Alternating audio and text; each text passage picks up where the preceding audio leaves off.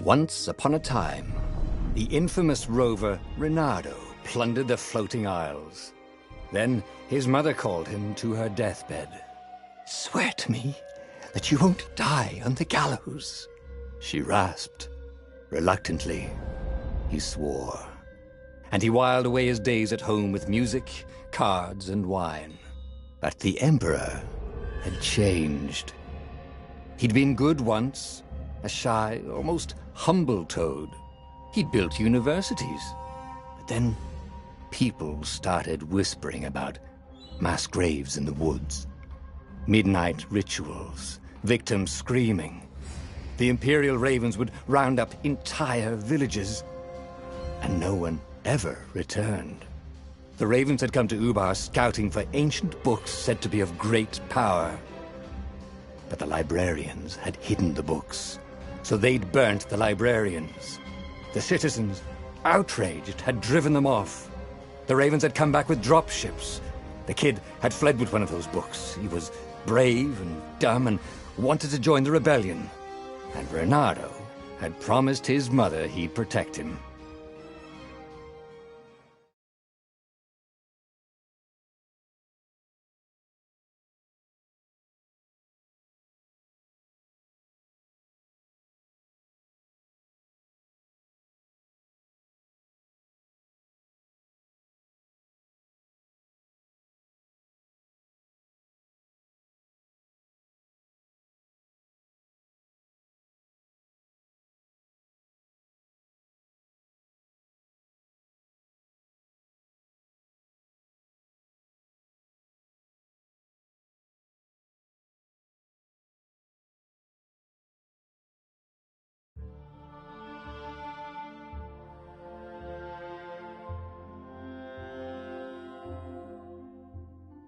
The kid was looking down, watching his city burn.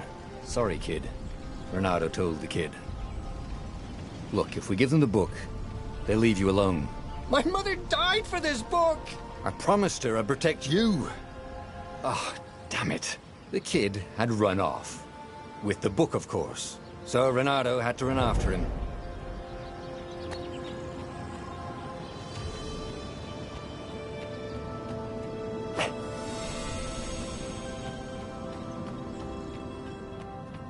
The two Ravens were staring at the kid like he was their dinner, which probably was what was in their tiny brains.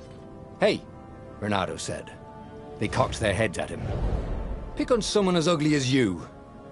Wait, that didn't come out right. "For the Emperor!" The Ravens cawed and rushed at him.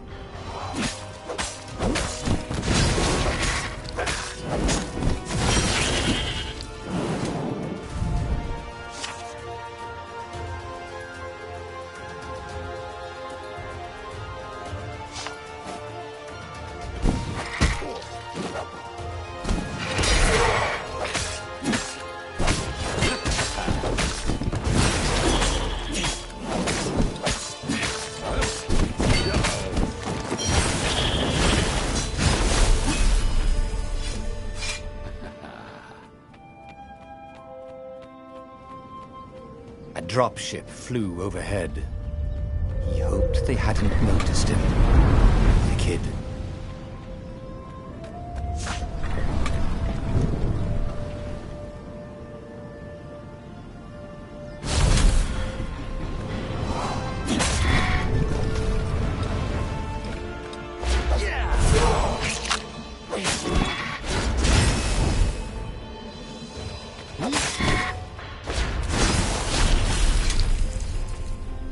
Oh, right. The Gate of Heroes. Someone's idea of a joke, making the skyship docks a gated community. You needed a hero's sword to open it. And the kid was on the other side of the gate. "Who let you through? Promise me you'll take the book to the rebels, or I'm gonna steal your ship. I'm not taking that damn book anywhere, and neither are you." "Try and stop me," laughed the kid. "I bet you don't even have a hero sword." And with that, the kid hopped away. Had to hand it to the kid. He was an idiot, but he had guts. Where was Reynardo going to get a hero sword? ore and wind essence? That sounds about right. Perfect.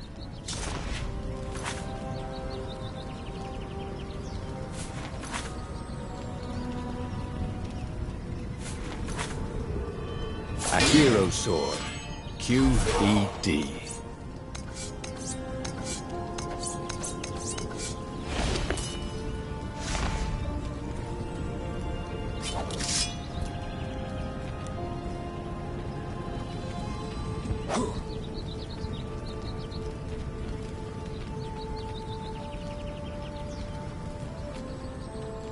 This is what he got for settling down and finding people to care about. The kid's mum had been a swell cook, and she'd laughed at Bernardo's jokes, even when he didn't know he'd made one. And then the ravens had come to burn her. And she'd made him promise to protect the kid. But she never told him where the book was, just the kid. He came up to a ledge. It was too far to jump. There'd been a bridge here before, hadn't there? And there was Peter, giggling at him. "How'd you get across?" he asked the kid. "Where'd you find a hook?" "I hopped," said the kid. Wise-ass kid. "Hey, look out behind you!" "Cute," said Renato. Ah, ravens.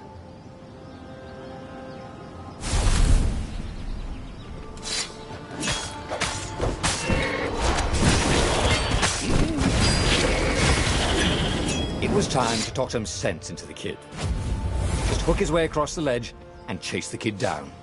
Thing was, he hadn't used his hook since he'd retired. How had he done it? Maybe if he meditated at that altar there, he'd remember his old skills.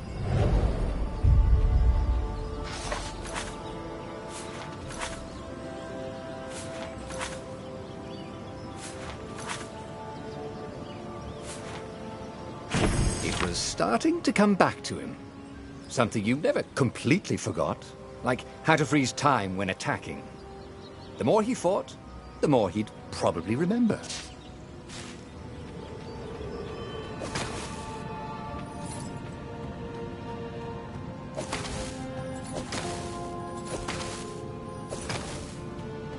And there was the Farfarer. She was the fastest ship he'd ever known. She could do the Kestra run in 12 furlongs. Oh, so the salesman had told him. And something told him the kid was about to walk into an ambush. "Stop!" he shouted. "I'm not giving you the book!" shouted the kid, and took off. "No! Peter!" But the kid ran for it, and a goggler nailed him with its ivy.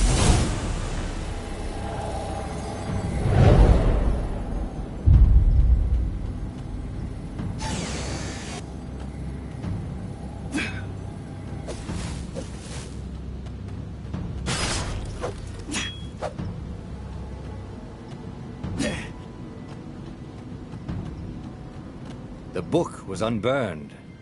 Next to it were the buckles from the kid's shoes, and a kid-sized pile of ashes. Damn it. Why hadn't he lied and told the kid he'd take the book to the rebels? The kid would be alive now. Really pissed off and betrayed, but alive. Oh, damn it. Renato picked up the book. He couldn't let the Empire have it now. He was going to have to get it out of there. He'd be a wanted man. Probably have to join the rebellion just to have a place to dock. Well, he'd hated home life anyway.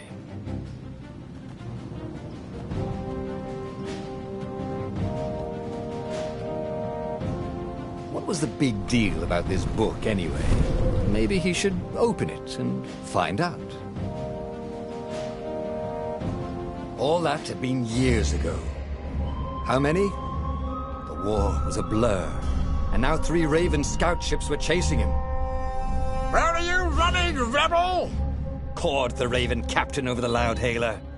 Renato could see them cranking up their catapults. "Just going out for milk?"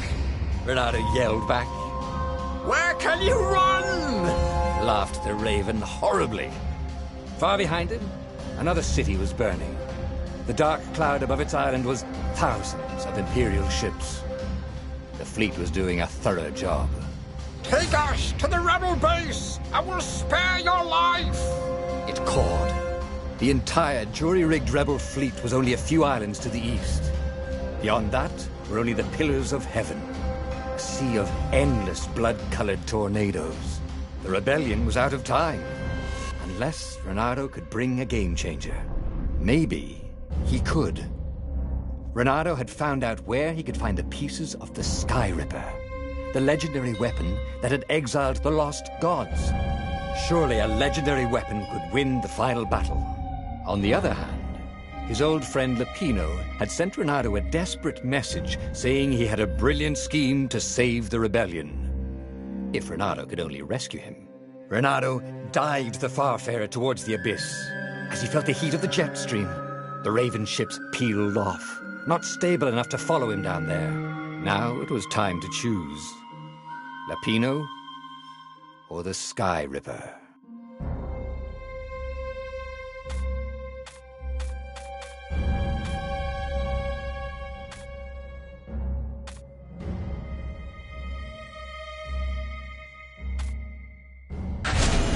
Every child knew about the Sky Ripper.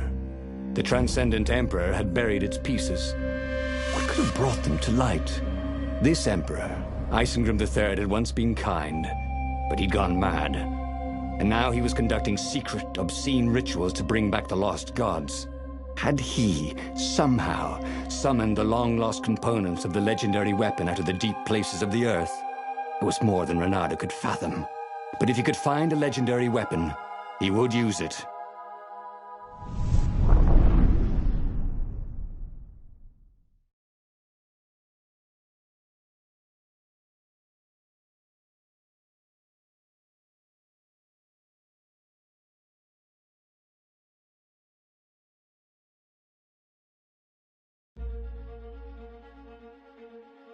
As he set foot on the island, Renato could not help but feel a tinge of guilt.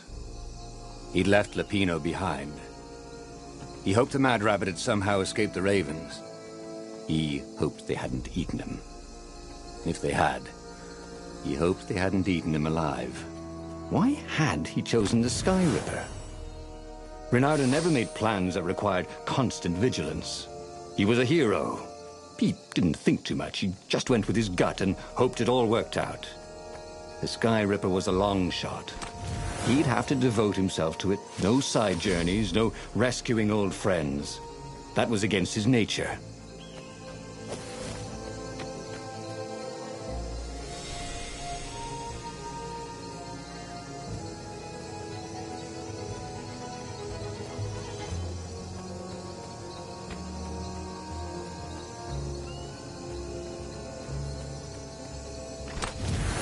This chest contained blank passports from 15 countries. And something useful.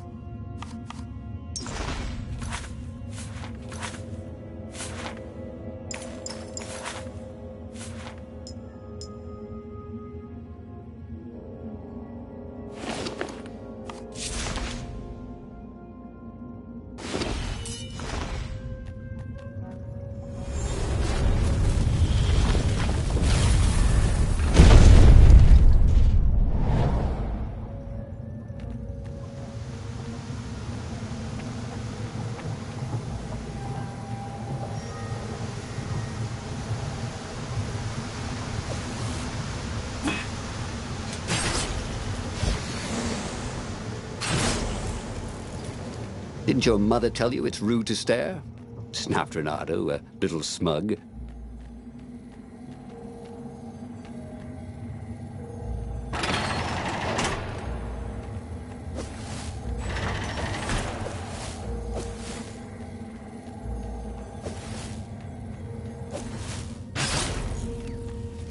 The people who had built this castle, did they even know what monstrous weapon lay hidden within their walls?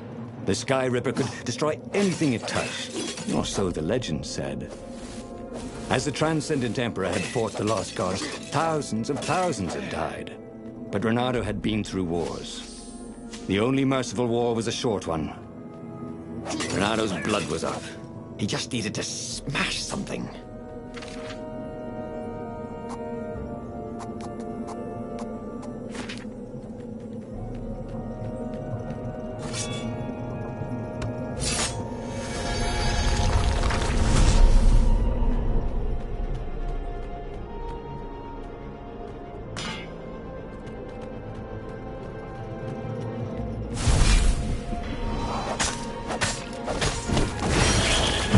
Over here.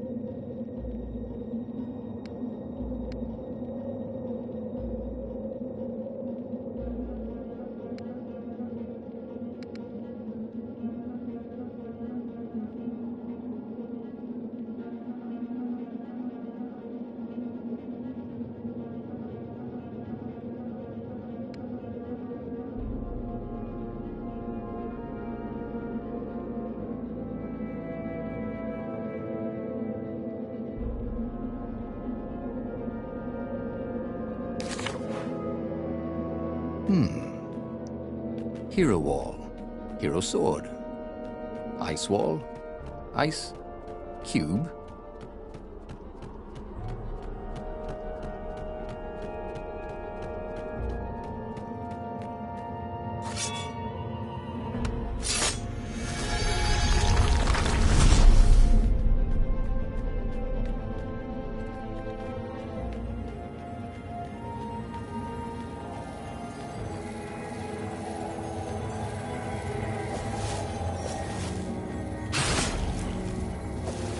These things could really use a hand.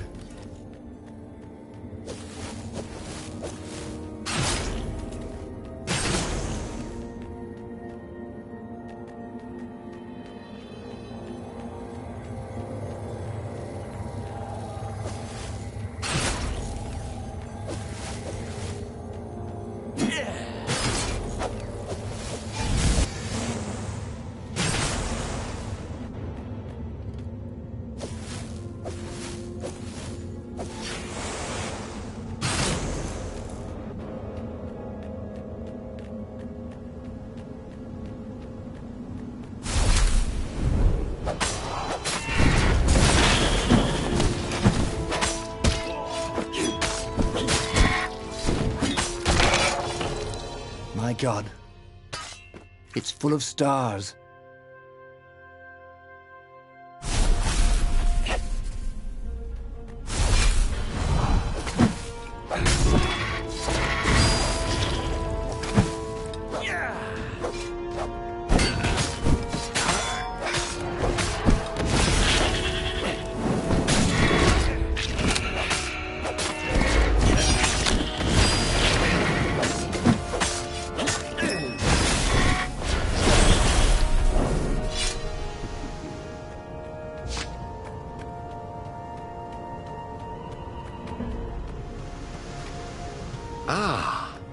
puzzle. Renato loved puzzles. Except when he couldn't figure them out. On the other hand, if there was a puzzle, it was probably meant to keep people away from something good.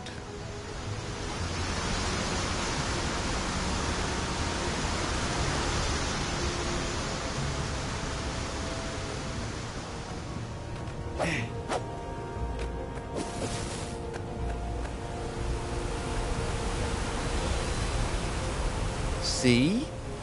That wasn't so hard.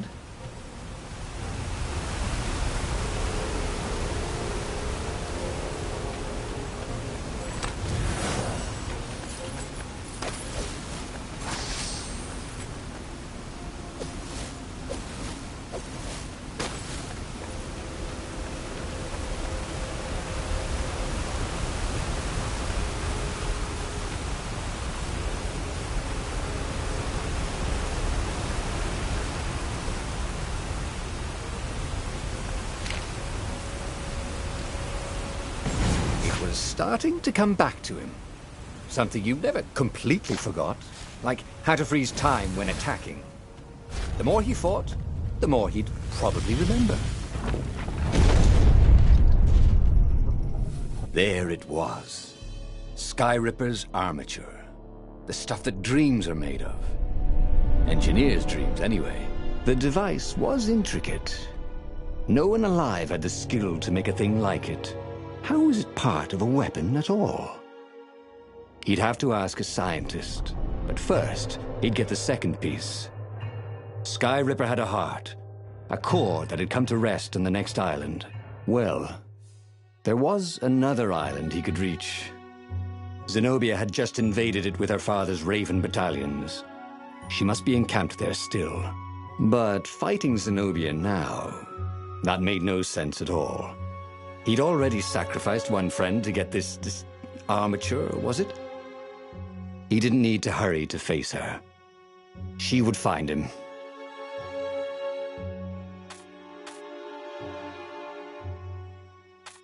It was a no-brainer. He'd sacrificed his old friend Lapino to get the armature. And the armature was useless by itself, only a series of coils and wheels. War demanded sacrifices. And he would make more before the end. He would have to choose the greatest good no matter how much it cost him. Zenobia. Well, he would see her sooner or later, across a battlefield or a sword's point before all this was over. He was sure of that. The power was in the core. Obviously, he had to get the core.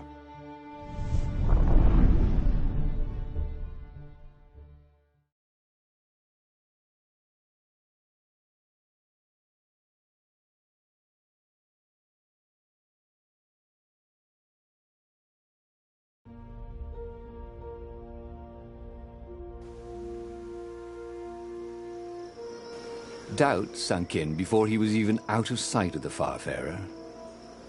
Why had he chosen the Skyripper? It was the sort of path he'd always avoided. The path of responsibility, of seriousness. Had he grown up? He didn't feel grown up. He'd made this decision from his gut, like he always did. Somehow, he'd impulsively decided to stop being impulsive. Did that make any sense? A present? For me?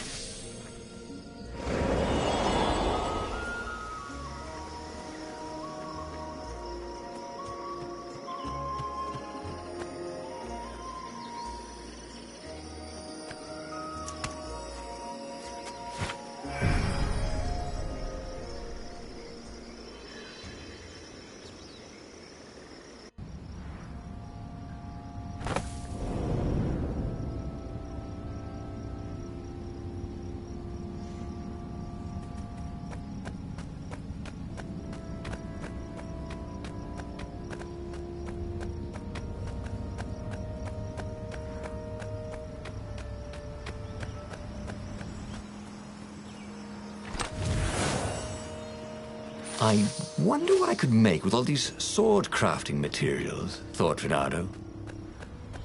There was something sour in the air. like the earth had ruptured over something that had been fermenting for a very long time.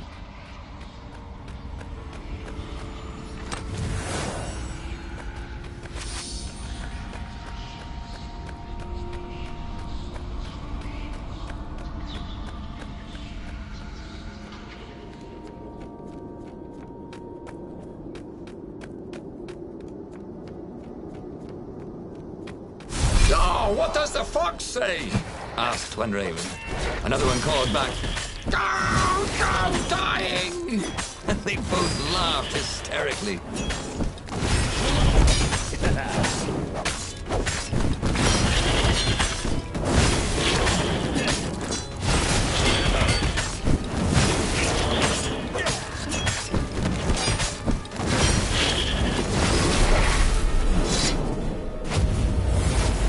There were fewer and fewer trees. There were only these huge crystalline growths. Had those been here before? He no longer heard birds except for the feverish cawing of the ravens when they attacked. He couldn't smell the small animals of the forest, the mice and rabbits. Where had they gone? And he was getting hungry too. This was an unhealthy place to be.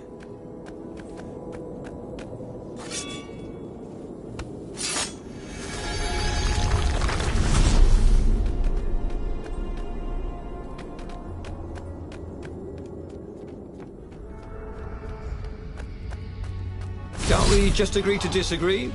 Said Renato. No?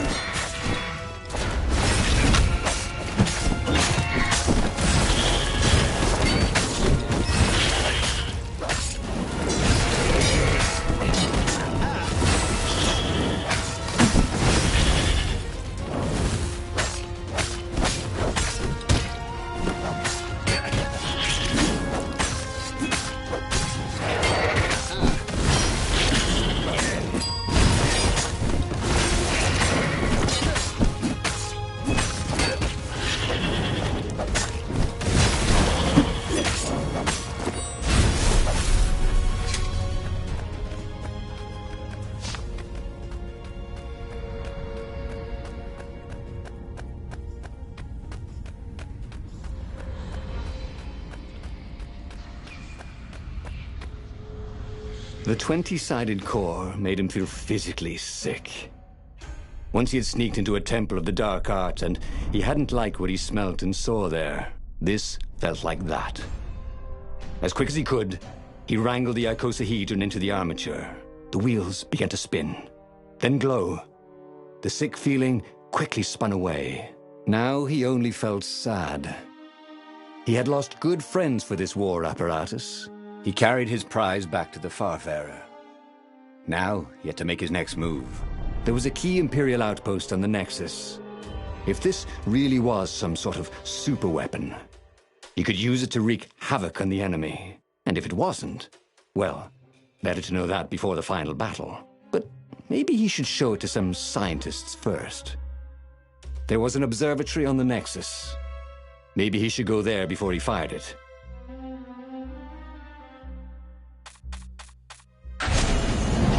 Of course, if you've just assembled a weapon out of legend that can exile gods from the world, you'd want to have a scientist or two look at it. And even if they disagreed and he had time, he could ask Calaveras himself. Yes, the observatory would be his objective.